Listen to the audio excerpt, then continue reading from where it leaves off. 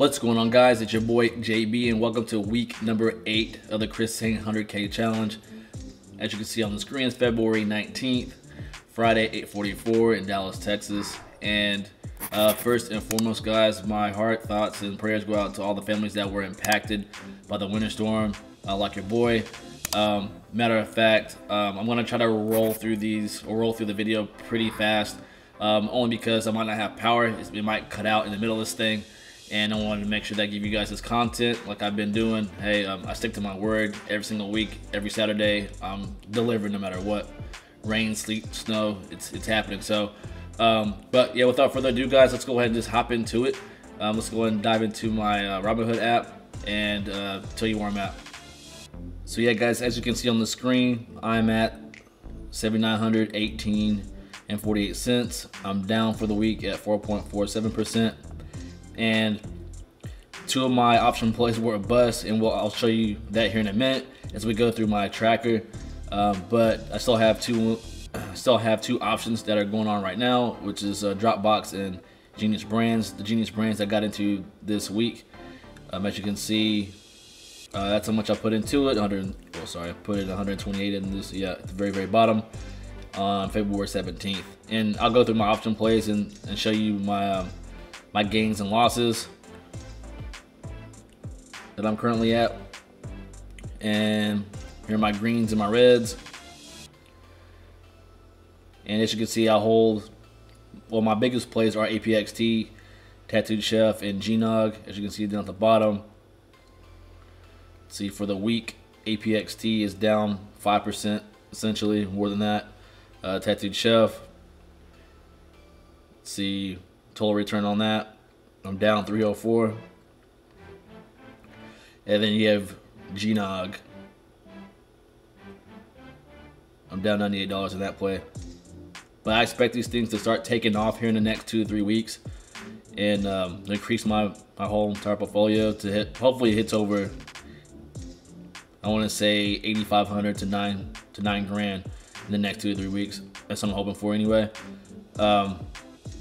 And my biggest mistake that I made on the option play, I'm going to show you guys, walk you through what I did so you guys don't make the same mistake that I did. And I knew not to do this, and I still did it anyway because the option looked so enticing. But just to give you an example, what happened was that the bid and the ask was spread. It'll spread too far. And you always want to try to keep your bid and your ask super tight when at all possible.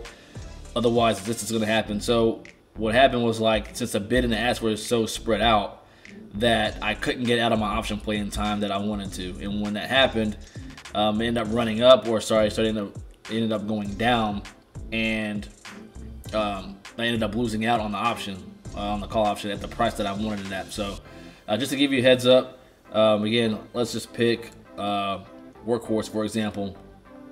I'm going to hit trade options. We're going to do a call. I'm going to go to, let's say, March 26th. And then make sure it's like in the money. Let's say it's 33. And then you put in 1. But I'm just going to show you just the bid and the ask. So if you look at it, it's 490 and the ask is 595. That's pretty wide. So this one, I probably wouldn't get into it only because of that.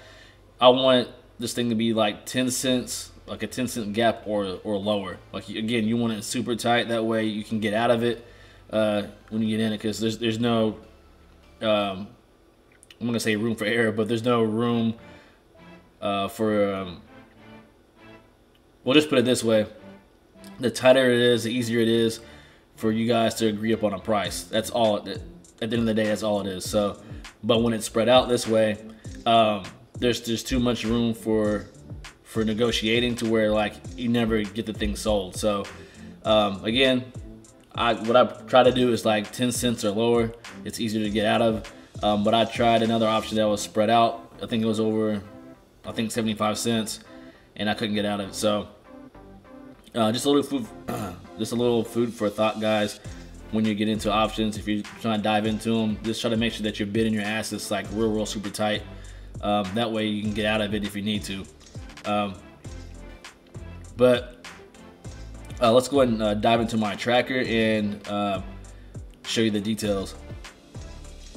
So here we are, guys, in my tracker. As you can see, your boy's at a $41 loss, and I actually fixed the transactions tab where I figured out what was wrong.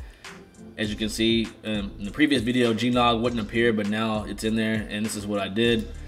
Just in case you happen to use this tracker, which is down below in my description, I actually cleared out these 2 rows. That way, for whatever reason, these 2 rows are inactive and it's not mapping to the portfolio tab correctly. So I just bumped it down, and as you can see, GNOG's right here at 50 with 50 shares, and APXT added 50 shares to that. So going back to my portfolio, APXT has 100 shares and it shows GNOG at 50. So again, that was the kind of discrepancy that you saw last week, and that seems to be the solution to the problem. But we'll see. Again, as we keep going on and start adding more stocks, we'll see if it still maintains the way it should. And going to my options,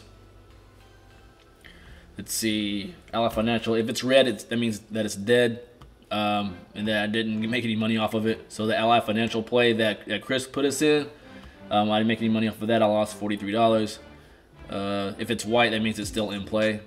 And the Dropbox play, I lost $119. Of course, again, last week I made $635 off the one play that I bought from Chris. And I'll leave like a link down in the description to where Chris has these plays for you guys to buy them, because I know you were asking me that in the comment section.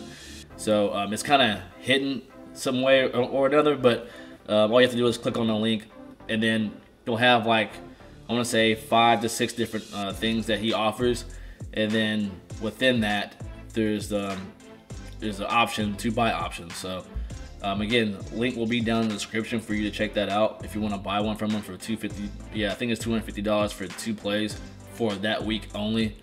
And yeah, just give it a try and see if you dig it. And then of course I have Curious. I lost $195 on that one. I'm in Genius Brands. I just picked this one up recently this week, and purchase price was $128. Expiration date on this is 1/21 of 2022. And just to show you one last thing, my deposits. So I have not deposited any money in the past 2 weeks, as you can see.